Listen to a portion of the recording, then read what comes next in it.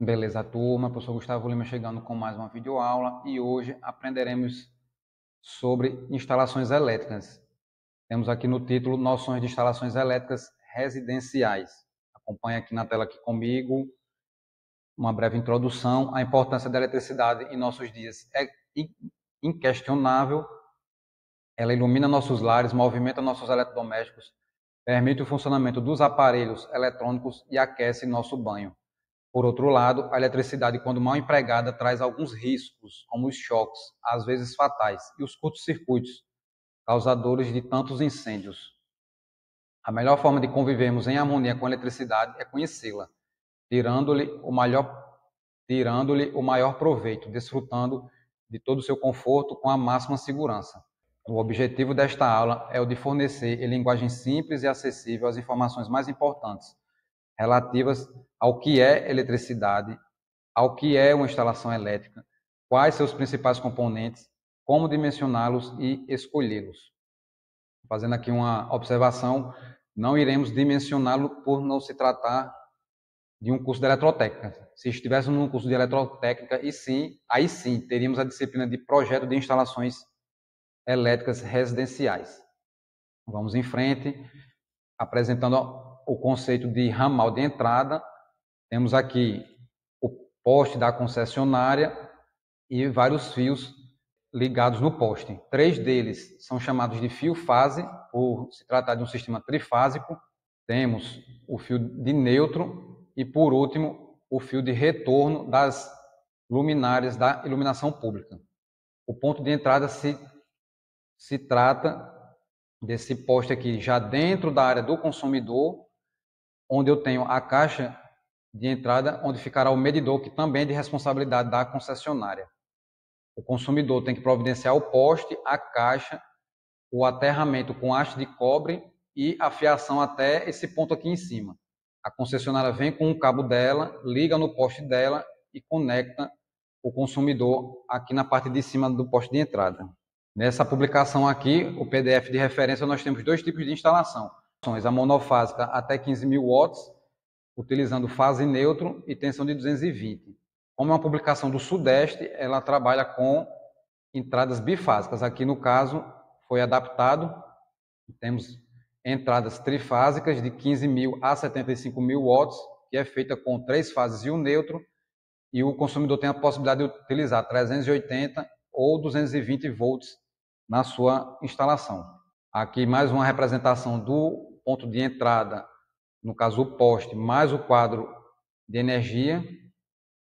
Aqui a visão superior da emenda e aqui a visão interna do quadro. É constituído de um medidor, no caso da concessionária, ela que traz esse medidor é calibrado, é conectado os cabos nesse medidor e depois do medidor ao disjuntor geral da instalação e daqui vai para o quadro interno dentro da residência. Aqui uma visão do quadro de distribuição, ele conta com a entrada geral aqui no centro, é um disjuntor maior, de corrente maior. Atualmente, precisamos ter também disjuntores de interrupção, chamados de DR, são disjuntores residuais, eles monitoram correntes de fuga, são correntes relativas ao choque elétrico. Se a pessoa se encontra conectada a uma tomada, a corrente que deveria voltar pelo neutro está passando pelo ser humano, e isso indica ao DR que é um choque, e ele detecta isso abrindo o circuito geral, defendendo, protegendo a pessoa de um dano maior ao choque. Aqui é a entrada, e esses aqui embaixo são chamados de disjuntores de ramais, são os ramais de distribuição. Aqui uma visão interna, a energia chega no centro, pode ser por cima ou por baixo, aí o quadro é invertido, o disjuntor principal embaixo e os ramais em cima. Temos aqui o disjuntor geral, já com o disjuntor diferencial residual, o DR, de azul o cabeamento neutro, de verde o cabeamento de terra e pode ser um marrom aqui ou preto, os ramais dos disjuntores, os circuitos de derivação. Aí aqui temos barramento de proteção, disjuntor DR, barramento de neutro, barramento de interligação das fases, disjuntores terminais monofásicos. Aqui um detalhe sobre o disjuntor diferencial residual, ele tem essa característica de medir a corrente que entra e sai do circuito. Se na hora que a pessoa, por acidente, encostar numa fase, a corrente de retorno não será mais a mesma. O sistema reconhece, o DR reconhece essa fuga de corrente e desarma todo o sistema, toda a instalação para a proteção da pessoa. Vamos ver aqui o que é que está dito. Aqui ele tem um lado disjuntor termomagnético e aqui o lado do diferencial residual. O termomagnético protege os fios do circuito contra sobrecargas e curtos-circuitos, enquanto que o DR protege as pessoas contra choques elétricos provocados por contatos diretos ou indiretos nos equipamentos ou até na instalação, na fiação. Aqui a diferenciação entre os três tipos de disjuntores. Termomagnético, por quê? Porque ele é constituído de duas funções. A térmica, para proteger contra sobretensões, sobrecarga, perdão. O que é uma sobrecarga? É um motor que fica ligado muito tempo, vai aquecer o fio e para que o fio não derreta, o térmico dispara. Abre o circuito e protege o motor e o fio. E qual é a função do magnético? É proteger contra curto-circuito. Curto-circuito, já estudamos que a corrente, ao percorrer um condutor, produz um campo magnético. Num curto-circuito, esse campo magnético é muito forte e muito rápido. Aí, internamente, ocorre a sensibilidade do dispositivo de proteção abrindo quando ocorre um curto-circuito. Esses disjuntores podem ser do tipo monopolar, só uma fase, bipolar para duas fases e tripolar para três fases. Aqui, os circuitos terminais, eu recebo aqui na entrada duas fases, um neutro e o condutor de proteção. Na entrada temos o disjuntor DR principal e nas saídas os circuitos terminais. Aí eu posso alimentar lâmpada, tomada, chuveiro elétrico. Aí lâmpada de outro quarto, é conveniente você dividir os circuitos para que na hora de dar uma manutenção você não tenha que desligar a casa toda, por exemplo. Você bota os circuitos de iluminação e de tomada de um quarto, da cozinha, da sala separados para você disponibilidade de ligar e desligar o disjuntor sem afetar tantos ambientes. Chuveiro elétrico, aí pode ser torneira elétrica, máquina de lavar, as cargas maiores, a norma solicita, exige circuitos individuais. Continuando aqui, a gente vai entrar numa parte importante para o trabalho da etapa atual, onde eu vou trazer um projeto de uma casa e vocês vão identificar os componentes que foram instalados naquela casa. Para isso, a gente vai precisar conhecer o símbolo daquele componente e o seu formato no mundo real. A gente começa aqui pelo ponto de luz no teto. Esse aqui é um ponto de luz mais simples que tem, o mais básico. E a sua simbologia é essa daqui da esquerda. É formada pela potência da luminária, o número do circuito, que identifica essa luminária no quadro elétrico, e aqui o comando, é o interruptor que liga e desliga essa luminária, esse ponto de luz. Outro ponto de luz importante é chamado de arandela, muito utilizado em banheiros. É esse ponto que fica na parede. O seu formato aqui, no caso, é a metade daquele círculo. Também pode ser usado em áreas de piscina, fixados em parede.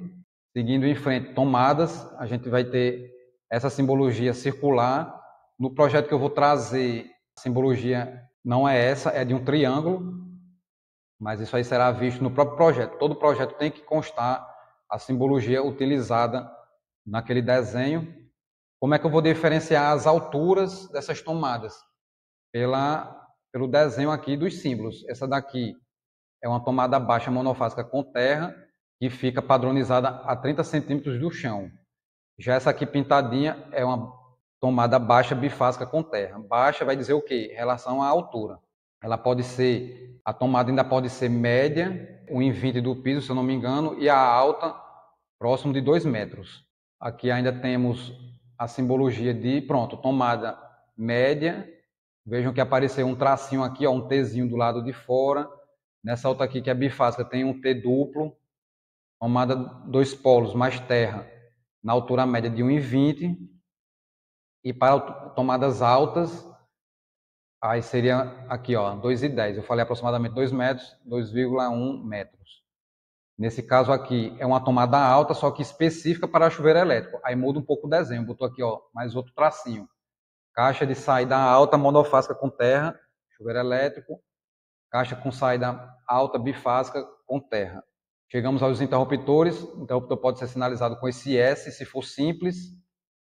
Aí, para interruptor paralelo, é aquele, por exemplo, da escada. Você está no térreo, liga a luz, sobe a escada. Chega lá em cima, tem outro interruptor, aperta e desliga. É chamado de interruptor paralelo. Ele tem esse tracinho aqui a mais. Vejam que vai sempre acrescentando algum detalhe no símbolo. Campainha é esse quadrado com esse tracinho. Botão da campainha. Qual a diferença do botão da campainha para o interruptor interno? O da campainha tem uma mola. Assim a gente aperta, ao tirar o dedo, ele volta para a posição original. Já pensou? Botar um interruptor normal, o vizinho aperta e deixa lá ligando o tempo todinho, apitando no seu ouvido. Dessa maneira, o botão de interruptor tem a mola para que ele volte quando você tira o dedo. E o símbolo é esse círculozinho aqui com a bolinha interna. Seguindo em frente, eletroduto é o termo correto para cano. O eletroduto é essa parte de PVC aqui reta, embutida no teto, ou no piso, ou na parede. Como é que a gente vai representar esse eletroduto da instalação? Linha cheia, linha contínua cheia. Se for na parede, vai ser a linha tracejada. E se for no piso, traço e ponto. E aqui sempre a representação no mundo real. Agora temos a representação da fiação dentro do eletroduto. Linha horizontal é o eletroduto. Aqui eu tenho eletroduto no teto. E esses pedacinhos aqui de linhas verticais. Esse vertical inicial aqui é o fio fase. Já o fio neutro é o da fase com esse tracinho para a direita. Eu preciso representar essa simbologia diferente para poder, na hora de instalar, contar quantos fios tem naquele eletroduto. Outra simbologia importante é o retorno das luminárias. É só esse pedacinho de tracinho aqui que eu estou passando o mouse. Já o terra é o T, para facilitar, é o condutor de proteção. E os condutores podem ser de dois tipos. O rígido, que é um fio mais formado só por um filamento e mais duro, e o flexível, que é esse mais mole, formado por vários fiozinhos finos. É quando você junta muitos fios finos, o cabo fica mais maleável, melhor de passar no eletroduto. E como diferenciar no projeto e na vida real esses condutores? No projeto, se o traço for completo, é fase, o fio completo, mais um Tzinho aqui, um tracinho de lado é o neutro, condutor de proteção é um T e o retorno é só a metade de cima. E o cabo na vida real é pela cor. O cabo de proteção é verde ou amarelo-verde. A fase pode ser vermelho ou branco, aí vai depender do projetista, mas o neutro sempre azul e o retorno também pode mudar, preto, branco, só que aí o projetista tem que informar no projeto, tem que estar escrito fase cor tal, neutro é sempre azul, retorno cor tal, de modo que na hora de instalar não tenha confusão nos cabos. E aqui, para a gente se dirigir à conclusão da videoaula, temos dois exemplos. O primeiro é da instalação de uma lâmpada. Se você tem um eletroduto aqui em cima, você tem que ter 3 fios. Aí está aqui a indicação, fase, neutro e retorno. Como é que eu sei? Está aqui, uma fase vermelha, uma proteção verde e amarelo e um neutro azul. Aí nesse eletroduto descendo aqui para a caixinha do interruptor, o que é que tem que ter? A fase e o retorno. E na lâmpada tem que chegar o retorno e o neutro. Porque o neutro tem que ser na lâmpada, para que na hora de trocar a lâmpada ninguém venha se acidentar ao trocar a lâmpada. A fase, a energia fica na caixinha aqui do interruptor. E aqui na direita nós temos o desenho, que será, por exemplo, que será entregue no trabalho. Você tem aqui um cômodo, isso aqui é um quarto, onde eu tenho a representação reta dos eletrodutos, a representação da luminária no centro. Se for S, é interruptor, se for círculo, é tomada. E a indicação em cada eletroduto dos fios. Nesse exemplo aqui eu tenho 3 retornos. Aqui nesse eletroduto tem um retorno, 2 retornos e uma fase. É uma fase da luminária e os dois retornos. Por quê? Porque aqui vai ser um interruptor paralelo. Ó. Tem aqui nesse interruptor comando A, nesse outro interruptor comando A. Eu preciso dessa quantidade de fios para que a lâmpada ligue ou nessa porta ou nesse corredor aqui. E agora nós temos um exemplo de esquema de ligação de tomadas. Eu tenho o ramal principal no teto e a cada descida, a cada derivação eu tenho os eletrodutos. Nesse caso aqui, o ramal na horizontal sempre vai ter fase, neutro e proteção ao longo de todo o percurso. E aqui nas descidas, fase, neutro e terra para alimentação de cada tomada.